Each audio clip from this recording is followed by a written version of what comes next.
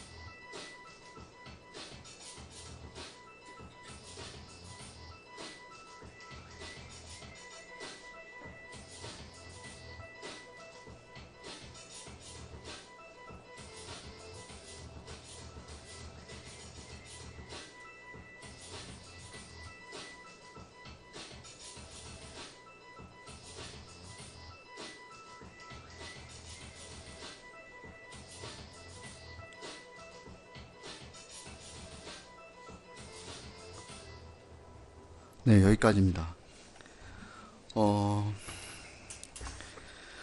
저는 아시겠지만 저는 자동차 운전하고는 원수입니다. 원수. 근데 자전거 타는 것은 그래도 조금 좋아하고 좀 할 수 있습니다. 그리고 자전거는 카메라하고 함께 제가 조금 아는 기계입니다. 지금 보신 그 영상 속의 자전거는 녹이 많이 슬었습니다. 그대로 두면 저대로 두면 그냥 고물장사한테나 줘야 될 그런 상태였습니다. 그런데 그 녹을 반만이라도 제거하니까 훨씬 보기 좋아졌습니다. 그 자막을 보셨으면 알겠지만 all have done but it's looking good 이라고 자막에서 보셨죠? 그 나머지 반을 다 손질하면 그 본래의 모습, 샀을 때 모습, 그것을 거의 회복할 것 같습니다. 지난주 말씀에서 이스라엘의 신앙은 새 자전거처럼 반짝반짝 빛났습니다. 그들은 말씀을 경청했고 눈물로 회개했고 새 삶을 다짐했습니다. 그런데 오늘 말씀을 보면 그들의 믿음은 순식간에 녹이 슬어서 시뻘겋게 변합니다. 이에 느헤미야는 그 녹을 벗겨내고 그들을 본래의 모습으로 되돌리고자 애씁니다. 오늘 말씀 통해서 우리도 우리의 믿음을 돌아보았으면 합니다. 우리의 신앙에도 녹이 묻어 있으면 그것을 열심히 닦아내서 새 것처럼 깨끗하게 정금같이 순수하게 만들 수 있기를 기도합니다. 첫 번째 주제입니다. 봉헌 예배의 기쁨.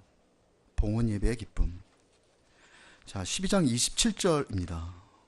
12장 27절 제가 한번 읽어보겠습니다. 예루살렘 성벽을 봉헌하게 되니 각처에서 레위 사람들을 찾아 예루살렘으로 데려다가 감사하며 노래하며 재금을 치며 비파와 수금을 타며 즐거이 봉헌식을 행하려 하매. 드디어 예루살렘 성벽이 완성되었습니다. 크고 멋진 구조물이 모습을 드러냈습니다. 그런데 백성들은 자축 파티를 열지 않았습니다. 서로에게 표창장을 주거나 공로패를 수여하지도 않았습니다. 그들은 다만 하나님을 기억하였습니다.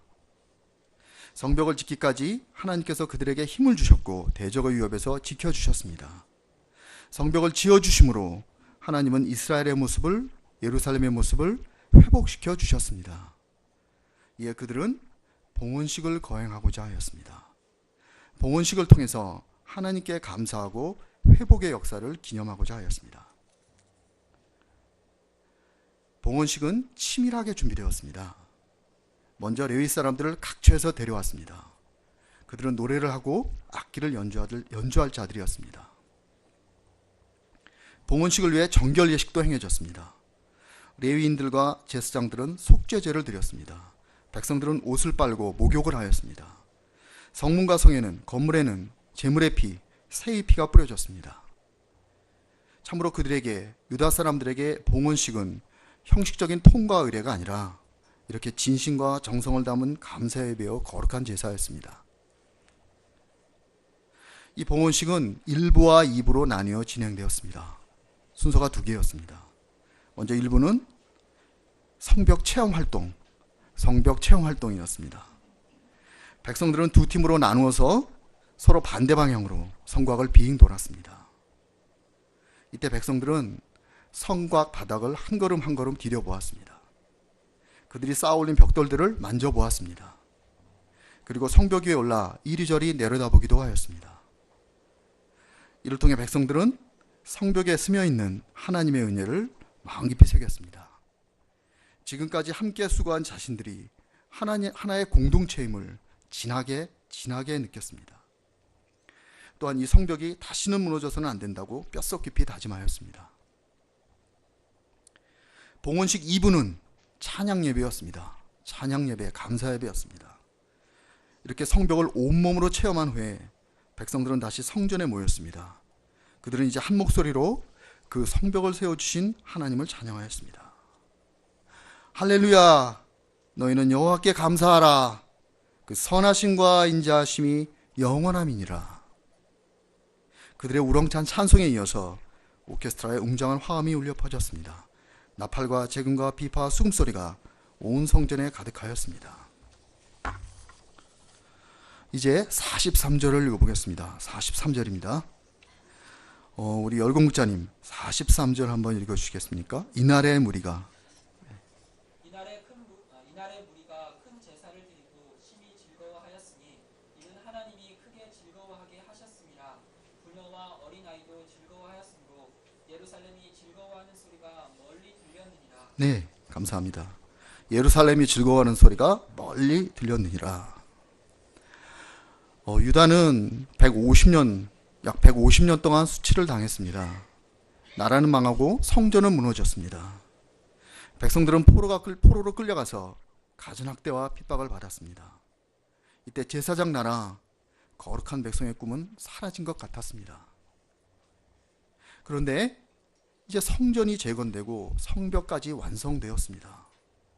하나님의 성, 거룩한 성 예루살렘이 옛 모습을 다시 찾았습니다. 이로써 무너졌던 선민의 명예가 회복되었습니다. 그들을 치셨던 하나님이 그들을 다시 받아주신 것입니다. 이에 그들은 감격하고 또 감격하였습니다. 회복의 기쁨이 성전에 충만하였습니다. 그래서 지난날 곡하던 부녀들이 이제는 흥겨운 노래를 불렀습니다. 풀 죽었던 아이들이 깔깔대며 뛰어다녔습니다.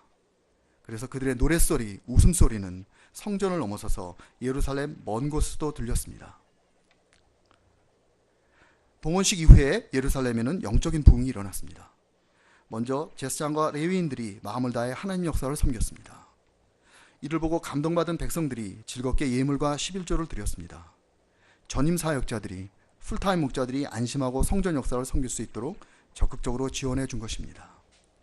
이스라엘 공동체는 이렇게 각자의 자리에서 열심히 헌신하고 서로의 헌신을 보며 감사하고 즐거워하였습니다. 봉헌식의 감격은 또한 신앙개혁으로 이어졌습니다. 봉헌식 이후 유다 백성들은 그들 안에 섞여 살던 이방 민족을 분리시킨 것입니다. 모압과 암몬은 롯의 후예들이었습니다. 소돔에서 살던 롯이 딸들과 근친상간을 해서 난 자들이었습니다. 그들은 이스라엘이 광야를 지날 때, 애굽에서 나와서 광야를 지나갈 때 칼을 들고 나와 막은 적이 있습니다. 그리고 특히 모압한 발락은 발람이라는 사람을 고용해서 이스라엘을 저주하기도 했습니다. 그래서 나중에 모세는 암몬 사람과 모압 사람은 여호와의 총회에 들어오지 못한다, 그 못을 박았습니다. 오랫동안 함께 살아온 사람들을 쫓아내는 것이 인정상 쉽지는 않았을 것입니다. 그러나 유다 백성들은 모세를 통해 받은 이 하나님의 말씀에 순종해서 과감한 조치를 취하였습니다. 이 시간 유다의 성벽 봉헌식을 통해서 주일 예배에 대한 우리의 자세를 돌아봅니다. 이 시간 유다의 성벽 봉헌식을 통해서 주일 예배에 대한 우리의 자세를 한번 돌아보겠습니다. 우리는 죄로 인해 죽을 수밖에 없었습니다. 그러나 하나님께서 우리를 구원하여 주셨습니다. 바로 예수님께서 우리를 대신해 죽으시고 부활하신 것입니다. 우리 주일 예배는, 바로 이 시간은 바로 예수님의 이 희생을 되새기고 그 구원의 은총을 감사하는 자리입니다. 그것이 주일 예배의 의미이고 목적입니다. 유다 백성들이 봉헌식을 통해서 이스라엘의 회복을 기념하듯이 우리는 이 예배를 통해서 우리 영혼의 회복을 기념하고 기뻐하는 것입니다. 그런데 예배에 대한 우리의 자세는 어떠합니까? 유대 사람들이, 그 봉헌식에서 유다 사람들이 그렇게 뜨겁게 감사하고 뜨겁게 찬양하듯이 우리가 예배 중에 열렬하게 하나님을 경배하였습니까? 그들이 봉헌식에서 누렸던 그 구원의 감격, 그 회복의 기쁨이 예배를 드리는 우리에게도 있었는가 합니다. 우리는 예배 시간에 많이 늦습니다. 오늘도 묵도하심으로 예배를 시작하겠습니다 라는 사회자의 말이 떨어질 때 지금 좌석의 3분의 1 정도가 비어 있었습니다. 제가 이 메시지를 전하려고 지난 한 달간 유심히 관찰했는데 어느 주도 예외 없이 3분의 1 정도 비어 있었습니다. 그리고 보통 예배를 시작하고 나서도 의자를 뒤에다 계속 갖다 놓아서 끝날 때쯤에는 거의 2줄 정도가 뒤쪽에 생겨납니다. 한두 사람이 늦는 것은 있을 수 있습니다. 어쩌다 한 번 늦는 것은 크게 문제되지 않을 것입니다. 그러나 이렇게 많은 사람이 늦는 것, 이렇게 지속적으로 늦는 것은 예배에 대한 우리 자세를 돌아보게 합니다. 오늘 말씀에서 유다 백성들은 봉헌식을 위해 정결 예식을 행했습니다. 봉헌식가 가기 전에 목욕 재개를 했습니다. 제 친구의 어머니는 토요일 저녁마다 지폐를 다리미로 다리셨습니다. 주일 예배 헌금은 빳빳해진 그 지폐로 드리셨습니다. 이런 정성, 이런 준비까지는 아닐 수 있습니다. 그러나 적어도 예배가 우리에게 주님의 희생을 되새기는 자리였다면 이와 같이 늦을 수는 없었을 것입니다. 우리가 예배로부터 기대한 것이 구원의 감격이었다면, 회복의 기쁨이었다면 미리와 5분 전이라도 미리와 기도로 준비하는 것이 그렇게 많이 힘들지는 않았을 것입니다. 어느새 예배는 우리에게 무덤덤한 일상이 된 듯합니다. 일요일 11시 반이 되었으니 그냥 나오는 자리, 1시쯤 되었으니 맹숭맹숭 떠나는 행사가 하나님께 드리는 예배가 되어 있지 않나 합니다. 일하고 먹고 자고 일하고 공부하고 애보고 밥 짓는 것 위에 예배라는 일 하나가 더 얹혀 있는 것입니다. 그래서 저는 이 시간 기도합니다. 주님, 우리를 불쌍히 여기시고 우리 예배를 회복시켜 주십시오. 저희가 구원의 감격이 있는 예배, 회복의 기쁨이 넘치는 예배를 드리게 하여 주십시오. 우리 예배가 감사의 제사가 되고 찬양의 축제가 되게 하여 주십시오. 우리가 모여 예배할 때 찬양하는 소리, 기뻐하는 소리가 캠퍼스 저 멀리까지 들리기를 간절히 기도합니다. 오늘 본문 말씀에서 약간 멀리 나간지도 모르겠지만 그래도 한 걸음만 더 나아가 보겠습니다. 우리는 예배가 끝나면 요회별로 식사를 합니다. 학생들은 격주로 따로 모여 점심을 먹습니다. 그런데 이 식사 모임은 별 구속력이 없습니다. 아무리 사소한 것이어도 이유만 있으면 그냥 가도 상관없습니다. 아니, 이유가 없어도 가고 싶으면 가도 됩니다. 과연 이 아나미브 신앙 공동체가 주일 예배 후에 함께 떡을 떼는 것이 그렇게 가벼운 행사일까요? 예배 끝나는 시간이 하필 점심때이니 그냥 교회에서 한 끼 때우는 것이 주일 예배, 주일 우리 식사 모임의 전부이겠습니까?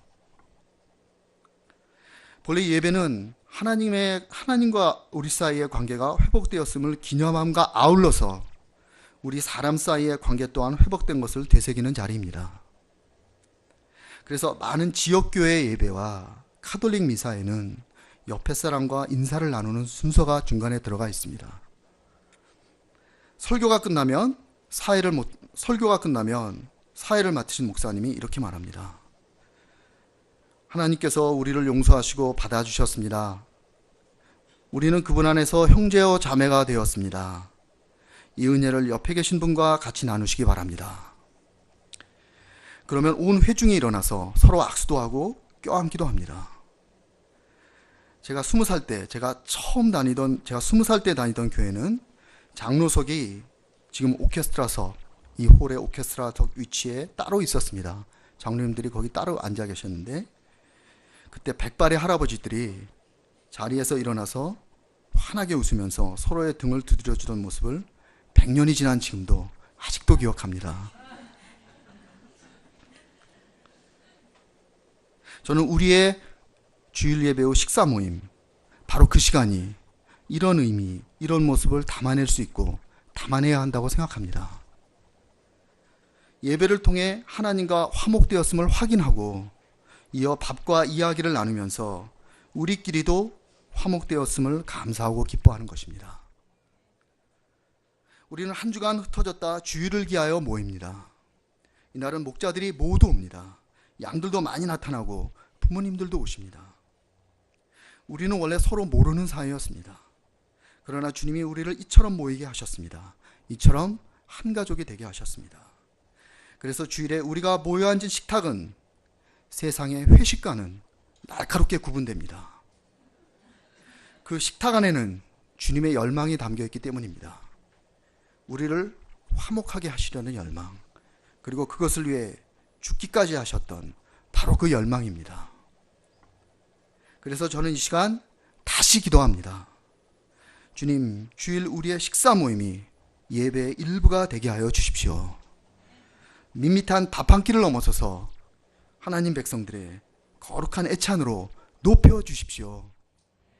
이 시간 우리의 웃음소리, 먹고 마시고 떠드는 소리가 제기동 저 멀리까지 퍼져나갈 수 있기를 간절히 기도합니다. 자, 두 번째 주제입니다. 제목은 거룩함의 회복입니다. 거룩함의 회복. 성벽이 재건된 지 12년이 흘렀습니다. 12년입니다. 백성들은 이제 거룩한 백성의 면모를 갖추어 가는 것 같았습니다. 그러나 어이없게도 느헤미야가 1년 동안 페르시아에 다녀온 사이에 유다는 백성들은 다시 뒷걸음질 쳤습니다. 신앙은 다시 껍데기만 남았습니다. 다시 시뻘겋게 녹이 들었습니다. 만약 이대로 방치한다면 유다는 과거보다 더 비참하게 될 것이 분명하였습니다. 이에 느헤미야는 철저한 신앙개혁을 단행하였습니다. 느헤미야는 먼저 성전을 정화합니다. 느헤미야가 돌아왔을 때, 페르시아에서 돌아왔을 때 도비아가 성전의 방 하나를 쓰고 있었습니다. 도비아가 누구입니까? 도비아는 이스라엘에 대해 야비하게 굴던 자였습니다. 그는 성벽을 짓는 백성들을 조롱하였습니다. 쳐들어오겠다고 협박도 하였습니다. 음모를 꾸며 느헤미야를 죽이려고도 했습니다. 그런데 이런 야비한 도비아가 성전의 방을 자기 사무실로 꾸리고 있었던 것입니다. 그 방은 특별히 중요한 곳이었습니다. 제사에 쓰이는 제물, 그리고 제사장과 레위인을 위해 드려진 거제물과 11조를 보관하던 중요한 곳이었습니다. 이스라엘의 적이 이스라엘의 심장부에 또아리를 들고 있었던 것입니다. 도대체 어떻게 이런 일이 벌어졌을까요? 이스라엘 가운데 도비아의 친구가 있었습니다. 놀랍게도 대제사장이었습니다. 담임 목사였습니다. 스텝 목자였고 주임 신부였습니다. 대제사장 엘리야십이 악한 동물을 사귀고 이스라엘을 영적으로 배신한 것이었습니다. 느헤미야는 이 문제를 어떻게 처리했습니까? 도비아의 세간을 방 밖으로 다 내어 던졌습니다. 부정했던 그 방을 피를 뿌려 정결케 하였습니다. 그리고 하나님 전에 그릇과 소재물과 유향을 그리로 들여놓았습니다. 예수님은 성전이 강도의 소굴이 되었다고 분노하신 적이 있습니다. 그리고 성전에서 장사한 자들을 다 내어 쫓으셨습니다. 그 예수님처럼 느헤미야는 성전에서 강도를 제거하고 성전을 성전답게 만들었습니다. 성전을 정화시킨 느헤미야는 이번에는 성전의 기능을 회복시켰습니다. 당시 민장들 관리들이 자기 직분을 소홀히 여겨서 레위인들에게 생계비를 주지 않았습니다. 본을 보여야 할 그 높은 사람들이 오히려 11조를 내지 않고 백성들이 낸 11조를 중간에서 가로챘습니다. 이에 풀타임 사역자인 레위인들은 먹고 살기 위해서 각자 자기 고향으로 돌아가 버렸습니다. 레위인들이 떠나버리니까 성전이 돌아가지 않았습니다. 관리도 되지 않고 제사 준비도 이루어지지 않았습니다.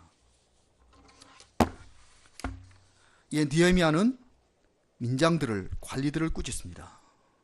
13장 11절입니다. 13장 11절. 이 말씀 다 같이 한번 읽어보겠습니다. 내가 모든 민장들을 꾸짖어 이르기를. 시작. 내가 모든 민장들을 꾸짖어 이르기를 하나님의 전이 어찌하여 버림받아 되었느냐 하고 곧 레위 사람들을 모아 다시 제자리에 세웠더니 하나님의 전이 어찌하여 버림받아 되었느냐. 하나님의 전이 어찌하여 버림받아 되었느냐. 하나님의 전을 버렸다는 것은 하나님을 버렸다는 것과 같습니다. 이스라엘의 신앙 속에서 하나님은 하나님의 전에 거하시기 때문입니다. 구원의 감격을 그토록 체험했던 사람들이 또다시 하나님을 버린 것입니다. 느헤미야는 이제 레위인들을 다시 불러서 그 임무를 수행하게 하였습니다. 그러자 모든 유다 백성이 다시 곡식과 포도주와 기름의 10분의 1을 가져왔습니다. 느헤미야는 그 11조 헌물을 곡간에 드리고 믿을 만한 자에게 그 곡간을 맡겼습니다. 그리고 레위인들에게 공평하게 11조를 지급하도록 하였습니다. 그러자 성전이 다시 돌아가기 시작했습니다. 다시 제사가 드려졌고 성전에 나와 기도하는 사람들이 생겨났습니다. 인간은 쉽게 변질될 수 있습니다. 언제라도 부패하고 타락할 수 있는 것이 인간의 마음이요 영성입니다. 한때 유다 백성들은 에스라의 강론을 듣고 울며 회개하였습니다. 바로 지난주 말씀이었죠. 초막절을 지키며 구원의 하나님을 기뻐했습니다. 오늘은 봉헌 예배를 드리며 뜨겁게 감사하고 열렬히 찬송했습니다. 그러나 순식간에 그들은 하나님을 버렸습니다. 자기 사람 챙기느라 성전을 더럽혔고 자기 욕심 채우느라 성전의 기능을 마비시켰습니다. 우리는 어떠합니까? 한때 하나님을 뜨겁게 사랑했지만 지금은 냉랭한 가슴으로 이 자리에 있지는 않습니까? 전에는 불덩이 기독군으로 살았는데 지금은 시커먼 숫덩이만 남아있지 않습니까? 학생 때나 미혼 시절에는 그토록 헌신했습니다. 그런데 지금은 한심한 썬데이 크리스찬이 되어 있지 않습니까? 사실상 썬데이 크리스찬이나 다름없지만 UBF라는 좋은 이름 뒤에 숨어서 나 정도면 괜찮아 착각하고 있지 않습니까? 사실상 썬데이 크리스찬인데 UBF라는 좋은 우산 밑에 숨어서 이 정도면 괜찮아 착각하고 있지 않습니까? 심지어 성전 벽돌을 쌓아가던 내 아름다웠던 그 손이 지금은 성벽을 무너뜨리는 역사의 부담만 지우는 이상한 망치가 되어 있지는 않습니까? 하나님의 전이 어찌하여 버림바 되었느냐? 어찌하여 하나님을 버렸느냐? 느헤미야의 이 안타까운 외침은 이 시간 우리에게 주시는 하나님의 말씀입니다. 자, 저기 녹슨 자전거를 한번 보십시오.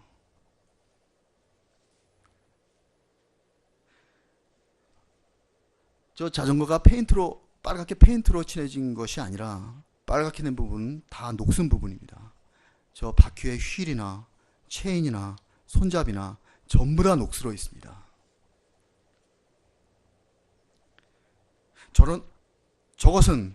저 녹슨 자전거는 바로 여기 서 있는 저의 모습입니다.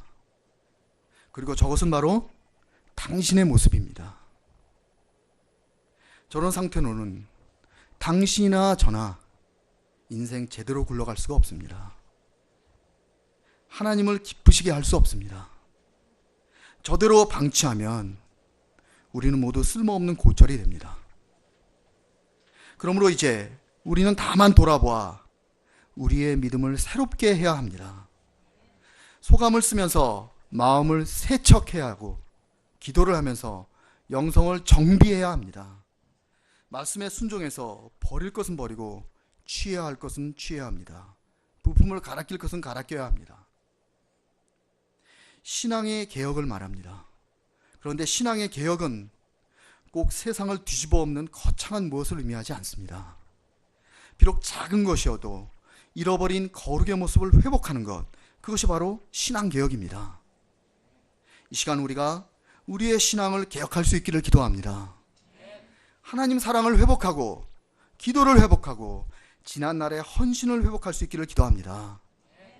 우리의 믿음이 명품 자전거가 되어서 새 자전거가 되어서 우리가 거룩한 인생을 쌩쌩 달려갈 수 있기를 기도합니다. 느헤미야의 개혁은 계속되었습니다. 성전을 바로 세운 느헤미야는 이와 안식일 문제에 손을 댑니다. 안식일은 하나님께서 만드시고 거룩하게 하신 날입니다. 안식일에는 세상 일을 내려놓고 하나님을 예배하며 영육간의 힘을 얻습니다. 안식일에 하나님의 것으로 체험받아 그 다음 한 주간 이웃을 섬기고 사명을 감당합니다. 그런데 이 안식일에 유다 사람들은 술틀을 밟으며 술을 만들었습니다. 나귀의 곡식을 싣고 파는 사람도 있었습니다. 외국 사람들은 예루살렘에 상주하면서 물고기와 여러 물건을 안식일에 내다 팔았습니다. 점차 안식일에 말씀과 찬송은 사라지고 흥정과 거래와 유흥이 넘쳐나게 되었습니다. 느헤미야는 이 문제를 어떻게 개혁합니까? 그는 먼저 지도자들을 소집해서 책망하였습니다. 그들의 조상이 안식일을 범해서 받은 재앙을 잊었느냐고 경고하였습니다. 이어 느헤미야는 안식일에는 성문을 아예 닫도록 해서 잡상인들이 들어오지 못하게 하였습니다. 일부 상인들이 성 밖에서 자면서 호시탐탐 눈치를 보니까 그들을 체포했다고 경고해서 아예 쫓아버렸습니다. 느헤미야는 심지어 레위 사람들까지 성문을 지키는데 동원하였습니다. 성문을 단속해서 양들이 안식일을 지키게 하는 것이야말로 성전을 지키는 레위 사람들, 성전을 지키는 풀타임 목자들이 할 일이라고 여겼기 때문입니다. 성전을 정비하고 안식일 문제를 개혁한 후에 느헤미야가 한 일이 무엇입니까? 느헤미야는 이제 유다의 가정을 바로 세웠습니다. 느헤미야가 예루살렘을 조사하니 유다 사람이 아스돗 여인과 암몬과 모압 여인을 취하여 아내로 삼았습니다. 문제는 그들의 자식들이 어머니로부터 히브리어를 배우지 못하는 것이었습니다. 아이들은 겨우 아스돗 만화책만 보았습니다.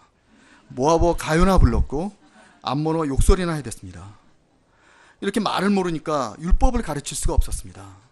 율법을 모르니 선민의 정체성을 심어줄 수가 없었습니다. 선민의 정체성이 없는 민족이 하나님 역사를 이룰 수 없었습니다. 내가 예수 믿는 사람인지 아닌지 모르는데 교회에 나오란 말이 통하지가 않았습니다. 느헤미야는 심히 분노하였습니다. 흥분했습니다. 그는 아이들의 부모를 책망하고 저주하였습니다. 그렇게 나가면 하나님께 벌받는다 저주하였습니다. 그들을 때리며 머리털을 뽑았습니다. 니들이 맞아야 정신 차리겠니? 정신 차려 제발!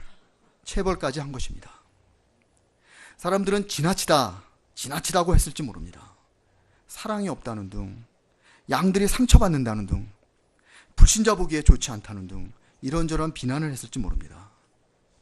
그러나 하나님의 백성에게는 어떤 대가를 치르라도 지켜야 할 것이 있었습니다. 이스라엘이 이스라엘임을 포기하는 것, 그것은 때리고 머리털을 뽑아서라도 말려야 했습니다. 저는 제 자식이, 제 아들들이 교회 안 다닌다고 하거나 예수 안 믿겠다고 하면 머리털이 아니라 이빨을 뽑을 것입니다. 이빨을 전부 뽑을 것입니다.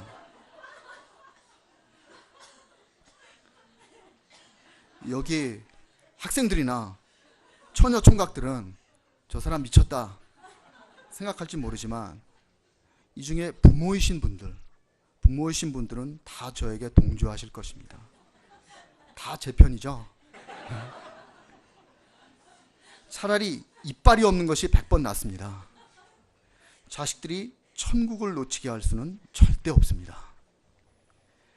느헤미야의 마음이 이런 부모의 심정이었던 것 같습니다. 자식 같은 이스라엘이 안타까워서 때려서라도 머리채를 잡고 흔들어서라도 그들 마음에 하나님을 심으려고 했던 것 같습니다. 느헤미야는 또한 앞으로 그들의 자녀들은 이 민족과 결혼시키지 않겠다고 하나님의 이름으로 맹세시켰습니다. 이전에 맹세했었는데 또 맹세시켰습니다. 느헤미야는 솔로몬의 이야기도 들려주었습니다. 솔로몬의 후궁들이 들여온 그 우상 종교가 어떻게 이스라엘을 타락시켰는지 말해주었습니다. 느헤미야의 개혁에는 세력가의 집안도 예외가 되지 않았습니다. 제사장 엘리야십의 손자, 엘리야십 또 나오네요.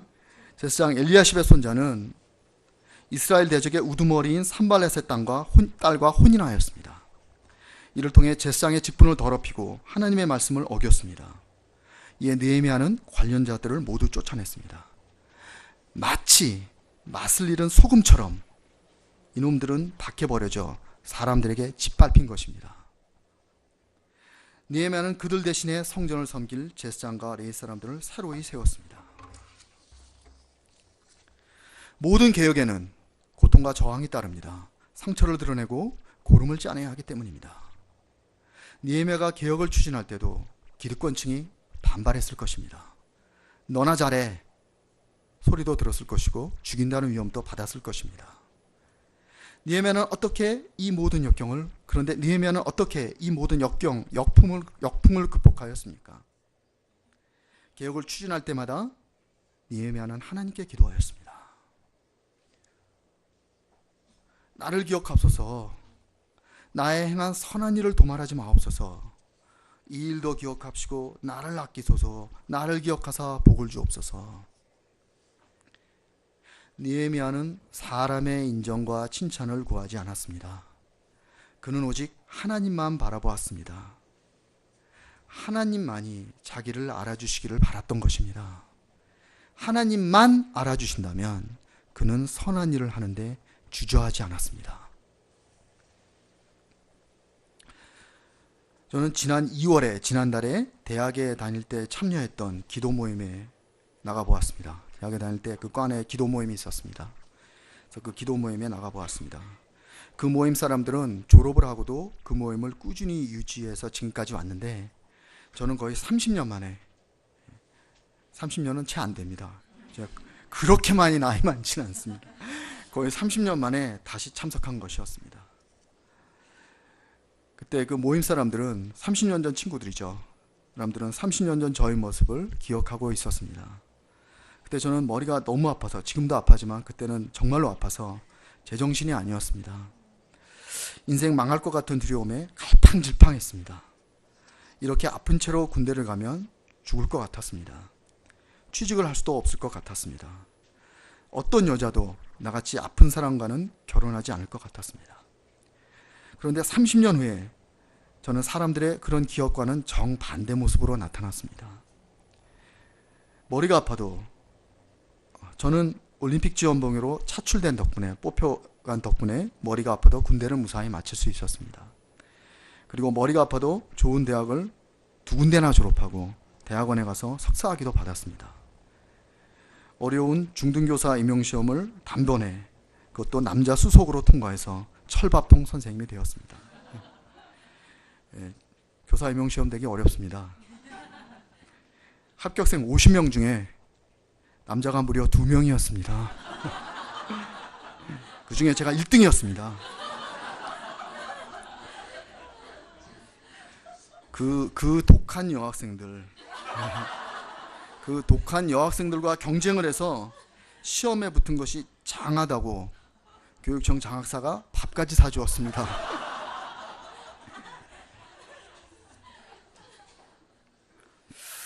머리가 아픈데도 저는 장가를 갔습니다. 저를 받아준 아내는 암을 진단하는 의사였습니다. 다행히도 암을 진단하는 의사한테 두통 따위는 병이 아니었습니다.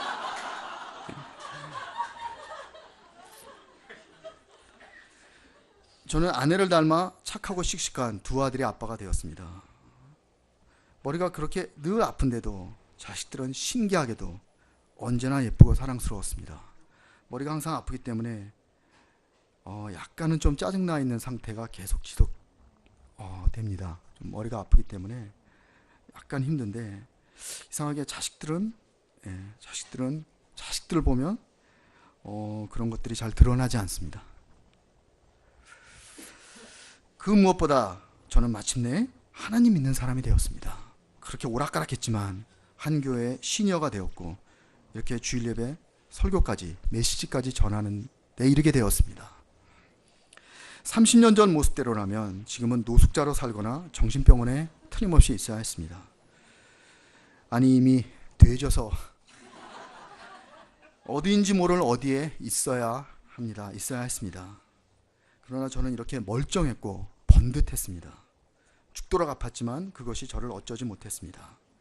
그날 30년 전의 제 모습과 지금의 제 모습이 마치 before, after 그 사진처럼 선명하게 대비되었습니다. 저를 기억하는 사람들과 실제로 나타난 그 2 모습이 30년의 간격을 두고 선명하게 대비가 됐었습니다. 그래서 모두들 다 놀랐죠. 그 2 사진을 보니까 제가 받은 은혜가 마음 깊이 헤아려졌습니다. 저는 방학 동안에 아침과 밤에 센터에 2번씩 나와서 기도하였습니다. 저희 영혼, 가족, 섬기는 교회, 아픈 사람들, 그리고 예수 믿지 않은 사람들 위해 기도하였습니다. 그런데 그날 이후에, 그 기도 모임에 나갔던 이후에 저는 저희 기도 속에서 감사를 회복하였습니다. 그렇게 아팠어도 결코 망하지 않도록 비처럼 내려주신 그 모든 은혜들에 감사하였습니다. 그리고 하나님이 아니면 설명할 수 없는 인생 여정을 통해서 하나님을 만나게 해주신 그 섭리에 그 하나님께 깊이 감사하였습니다. 이것저것 구하기만 할 때는 하나님이 멀리 계신 것 같았습니다. 저는 여기 있는데 하나님은 늘 저기 계셨습니다. 그런데 감사를 하고 나니 제가 그분의 세계로 빨려드는 것 같았습니다. 손톱만큼 작지만 기도를 개혁하고 나니 하나님이 저와 함께 하심이 분명하게 느껴졌습니다. 겨우 한 조각의 거룩을 회복했는데 거룩하신 그분께 성큼 다가설 수 있었습니다. 느헤미야는 이스라엘에 대해서 간절한 기대와 소망이 있었습니다. 이스라엘이 선민의 모습을 회복하는 것이었습니다. 거룩한 나라가 되고 제사장 백성이 되는 것이었습니다. 그러나 백성들은 오히려 거꾸로 갔습니다. 성전과 성벽은 복구되었으나 신앙은 다시 무너졌습니다. 이에 느헤미야는 영적인 개혁을 단행하였습니다. 성전을 정화했고 성전의 기능을 회복시켰습니다. 안식일을 지키게 하고 가정을 바로 세웠습니다. 이제 한 주가 새로 시작됩니다. 이 한 주간 우리 모두 열심히 생각해 보았으면 합니다. 내가 회복해야 할 거룩의 모습은 무엇인가?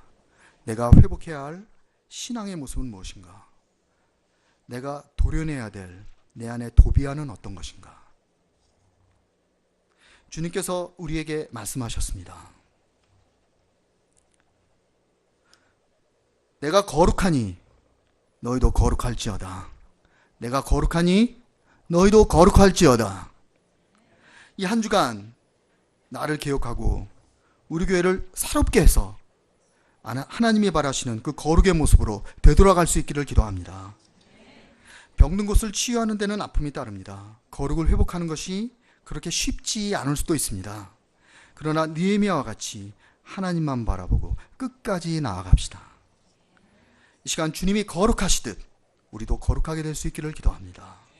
우리가 거룩하게 됨으로 하나님이 영광을 받으시고 예수님의 빛과 향기가 세상에 전해지기를 간절히 기도합니다. 네, 제가 기도하겠습니다. 하나님, 오늘 말씀 주셔서 감사합니다. 하나님, 참으로 우리의 마음이, 우리의 영성이 얼마나 부패하고 타락하기 쉬운지 저희가 다시 깨닫게 하여 주셔서 감사합니다.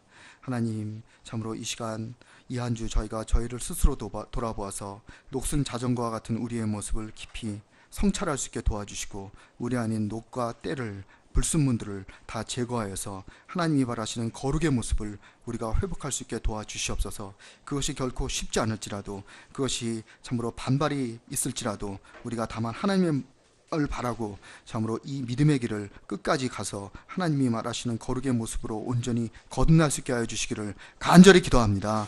예수님 이름으로 기도드렸습니다. 아멘.